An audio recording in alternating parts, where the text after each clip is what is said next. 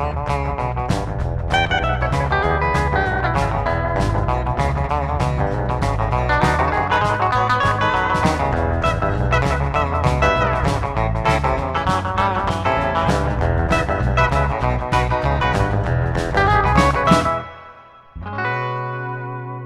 guys, what's happening? Willie here at The Great Outdoors, coming live to you right now with subscriber questions. That's right, subscriber questions.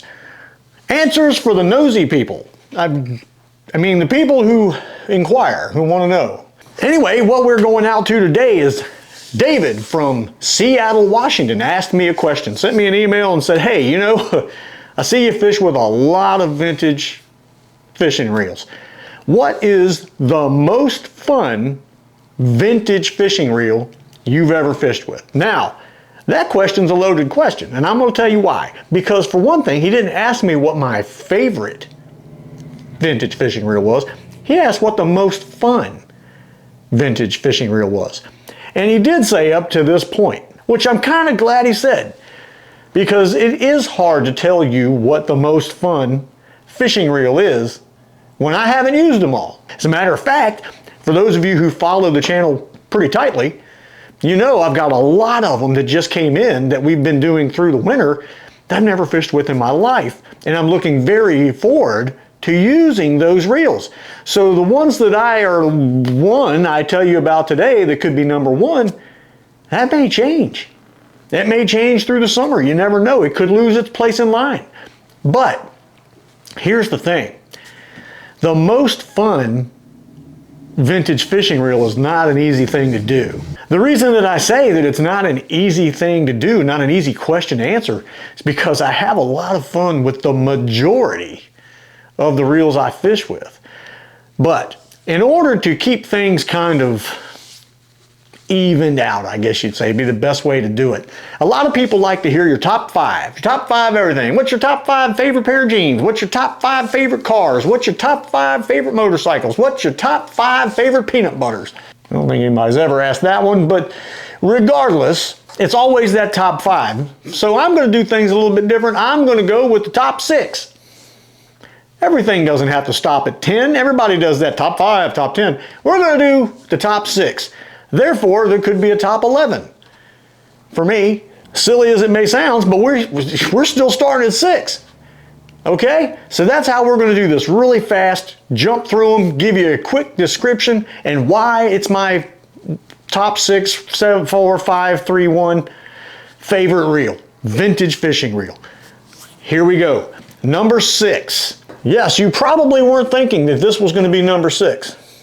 Most of you know that I love the Johnson Reel Company. This thing, these guys, man, the Citations and the Century and that kind of thing, you probably would have thought that this was going to be number 1. Most of you probably went, he used a green reel for number 6. That man's lost his mind. His hat band's a little too tight. This reel is sentimental to me. This, if there ever was a well-deserved rescue, this particular reel deserved it. So there's a little bit of a sentimental thing here, which really makes it fun to use. This is a Century 100B that was rescued from a display case in a tackle shop in Lightfoot, Virginia. This thing was beat all to pieces, and still you can still see the scars and the ugliness. I have often joked about it looks like it was used to play catch. A couple of kids were throwing it back and forth. This thing was completely grease locked. The gears were kind of laid over and stripped where people had been trying to turn it. It was full of spiders and dust and junk. I even tried, when I took it apart and cleaned it up and got it working, I even tried to use parts out of a 45th anniversary, which we know are Chinese, and the tolerances are slightly different, and the American reel won't tolerate it. So I ended up ordering more parts from Gary. I got new gears for this reel and got it back out there. We put a longer Citation crank arm on it. And the reason I called this reel the Duke, just in case anybody was wondering, John Wayne used to have a pistol that he used in most of his later movies, and he would always, when he did a Western style movie, one of his cowboy movies, he would always ask the department, the effects department and the guns, the people that controlled the guns, for that particular pistol every single time. It had it had ivory grips that had through the years aged and began to yellow, like the button on this reel. So it naturally, to me, maybe some of y'all know the story, maybe you don't, and naturally this particular reel became the Duke. So this is a sentimental thing. If there ever was a reel that deserved to see fishing again, it was this guy here with what it had gone through. And I'm glad that I found it, and I'm extremely glad that it's out there and I'm able to make it go do the things it was doing back in its day, in its heyday. Number 5. Again, number 5 may fool you, may mess with you. But as far as fun, having fun with a fishing reel, growing up later in the late 70s, early 80s, I began a love-hate relationship with the Mitchell company. And I used to use 300s and 308s. Those were my 2 Mitchell fishing reels, Garcia Mitchell, that I loved using.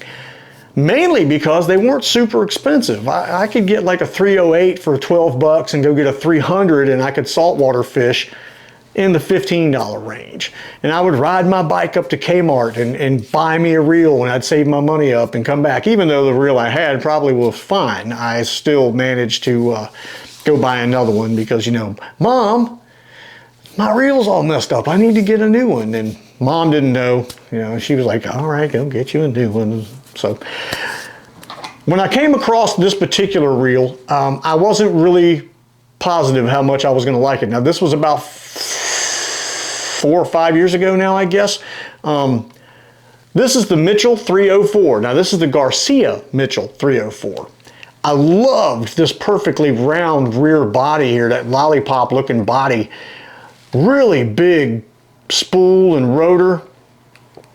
It was just such a cool reel. And I have recently come across more of these. I have 3 that work and 1 parts reel. And I just love these things. They're so easy to work on. And they work so great. I mean, they were made in France. The only real problem that Mitchell's ever had was the spring would get weak on the release mechanism for the bail, and you'd flip it forward and it might, when you cast hard enough, it would actually, that switch would go back, and so, you know, you'd cast out about 30 feet and then it would go boing, and the next thing you knew, if you had some really stretchy line, whatever you just casted would be coming back at you at Mach 7, so you better have good reflexes when you're using a Mitchell. But I love these 304s. They are so fun to use. They cast really far. I just have a good time with these reels when I use them. But the Mitchell 304. Number 4, coming in at number 4. If there ever was a classy looking reel, you know, let's just talk cars for just a split second. You know, Dodge was kind of your blue collar people car, you know, the workers of the world, they bought a Dodge to get back and forth to work and that kind of thing, or Plymouth, you know, that sort of thing. And a Chevrolet, if you got a Chevy, well, you know, you got your Chevy. Well, you had GMC, you know, was the fancier Chevy. You know what I'm saying? And then when you really got fancy, General Motors had Buick and Oldsmobile. The kind of cars that your grandmother and grandfather worked their way up to getting and cruised around town in a really classy looking automobile. And then General Motors took it a step further with Cadillac. That's right, you had those classy cars. Well, that's how I feel about this particular reel. This reel is more your Buick and Oldsmobile of fishing reels. The Shakespeare 1875 underspin. This thing is just class, man. I mean, it is just full-blown class. It just looks good, has a great paint job, all that chrome and aluminum together. It's just a classy looking reel. Now, this one is a model 1875, but they consider the model to be EH. That is your number code to tell you of the year. This is 1963 is when this reel, this particular model was invented. 1963. But just a classy looking thing, man. And fun to use. You know, with your star drag, it's easy to get your drag going. It's very, very smooth, easy to work on, easy to clean and take apart and put back together. just a great looking reel, fun to use. I use it on a fly rod. I have an absolute blast. It's so much fun using this, and that's what this particular episode is about. Number three, as I was growing up, very young age fishing, extremely, and I mean, I'm talking 2, 3, I'll show you a picture. Show you right here. This is a picture of me with my mother, somewhere around 1971, 1970, somewhere in there. I was born in 1969. You could check out my outfit, the nice hard white shoes and knee socks with the little jumper thing. Oh man, that had to be 70, 69, 70, 71, somewhere in there. As you can see, holding a fishing rod. Mom taught me to fish. That's right, Mom taught me to fish. The very first rod and reel combo that I can think of is the one that I'm holding in my hands right there, and I can tell you this, on that rod was a Zebco. That's right. Now, I'm not sure of the model. I think this one's fairly good sized. So it could have been a 202 or a 404. I'm not positive. Not positive. But later on down the line, when I was able to get my own stuff, I bought several different Zebco model spin cast reels. One of which was a 33 Classic in the late 70s, early 80s. And I used them for a very long time. Now, when I started doing the vintage thing and finding out all of these different reels that were out there, Zebcos were, you found a lot of Zebcos, a lot of 33s and things like that. But there was a certain model 33 that I really found out to be really fun to use. The Zebco 33 spinner. This is a spinner model. What is unique about the spinner model? Well, Zebco didn't make anything that really, when you looked at it hard enough, you went, well, that's a Zebco. So the looks of a Zebco were pretty well defining. You knew a Zebco when you saw it. But this particular one, what was unique about it was no anti-reverse. It was before the anti-reverse existed.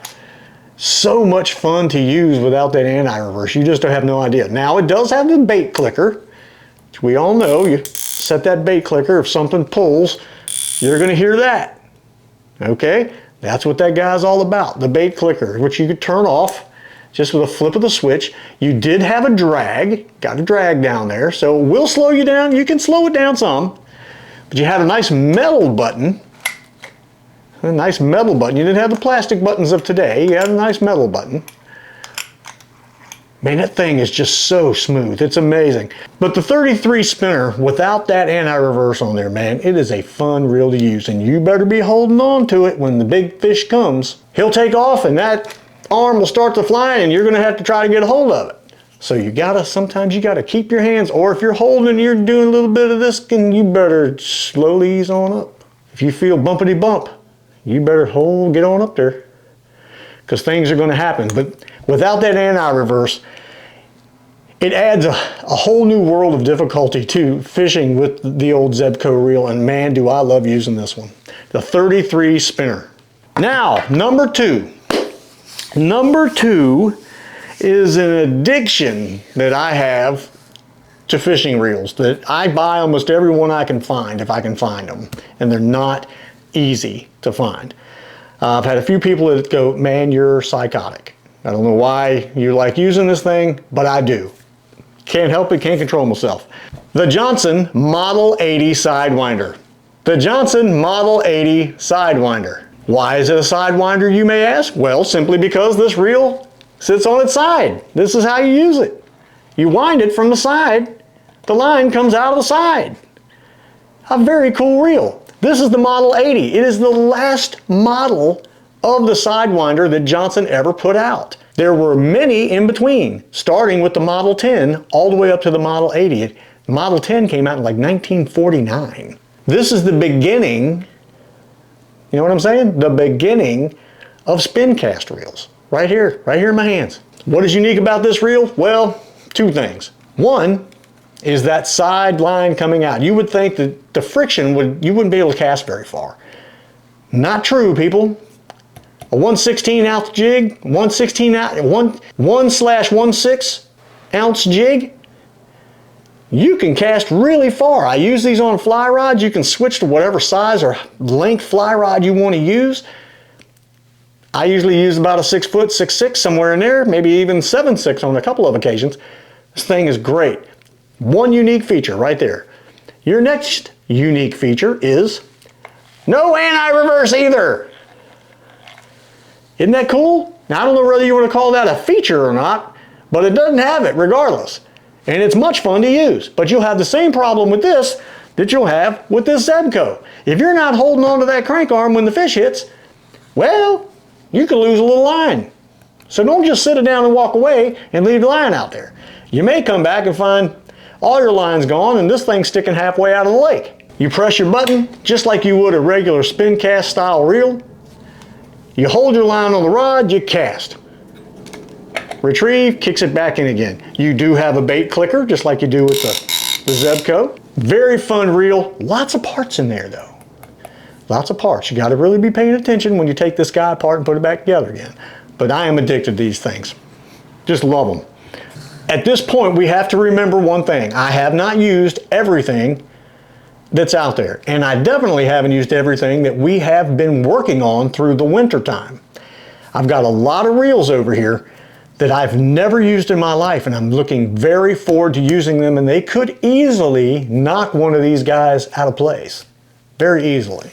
But for right now, up to this point, number one, the Johnson Fisar 511. You may think, what are you thinking? Well, don't think that. Think other things. Think what a crazy looking reel that is and how much fun this thing could possibly be. How did I come across this one? Really fast, I'll tell you. My good friend Dan Selvig built me a specific underspin reel out of a Johnson 100B. And he put this trigger on it. I didn't know what it was. I said, that's a strange looking beast. This is about 3 years ago. He said, well, that comes off of a Fisar. I said, it comes off a what?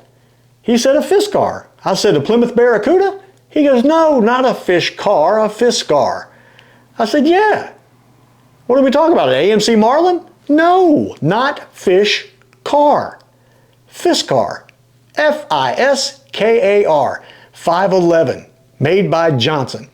I said, well, what is this crazy science that you're speaking? Well, as soon as I saw one of these things, I went, I want to fish one of those.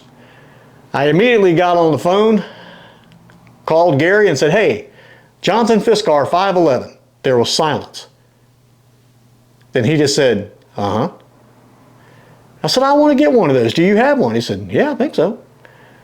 He went through his stuff, found me one, and I'm going to tell you what, the episode, I went to Lake Gaston and took this thing out and had a field day. I had an absolute blast with this reel. I used jigs, I used bobbers, and it was so much fun. You can put this on a spinning reel, obviously, spinning reel. You can put this on a spinning rod, and because on a spinning rod with this longer forearm here, you can actually get your hands in between it. Where on a lot of these reels, for example, like the Shakespeare, you don't have the room. There's no distance here. So you have to use a fly rod and put your hand in front of it to be able to use it. Where this one, Johnson came up with a good idea and said, let's make it a lot like a spinning reel, give you some distance for your hand to get in there. You can grab the line just like you would with a spinning reel, click the button and cast, letting go with the finger, and reel it in. This thing was an absolute treat. I was not ready to come home. I wanted to keep fishing this thing. I was having an absolute blast and do intend in every way, shape, and form to take it back out again this year and fish it. I'll tell you this, I have two of these. I have two of these and two of these. When I have two of something, there's a reason for it, because it's so doggone fun. If it breaks, I want to have another one. There you go. Number one, Johnson Fisar 511. Look at the mouth on that thing. Anti-reverse, full-time anti-reverse, huge mouth right there, plastic back cap, just a absolute blast to use. If you find one of these, if you find any of these reels, and they're in decent shape, as long as it's worth it to you, I mean, don't go out here and spend the mortgage money on one of these things. But if you find something that's priced where you think it's okay and you're you're okay with buying it and spending the money, that's what makes the difference. You'll have a good time with these things. I ain't kidding. But again, Dave, I hope that answers your question. And most of the time I just answer these questions by answering their emails. But this was the type of question that I thought people would actually want to see a visual on. Because you weren't asking what was my favorite. You were asking what was one of the most fun that I had used up to this point. There you go. That's my top 6. Hope you enjoyed that. I enjoyed showing you. Got any questions? Please, by all means, contact me either by email, comment, whatever you want to do. Don't forget, ladies and gentlemen, hit the old thumbs up. If you haven't subscribed, go ahead and do that while you got the chance. What's it gonna hurt? If later on down the line you want to unsubscribe, well, that's up to you. But go ahead and do it for me. Do it for old Willie.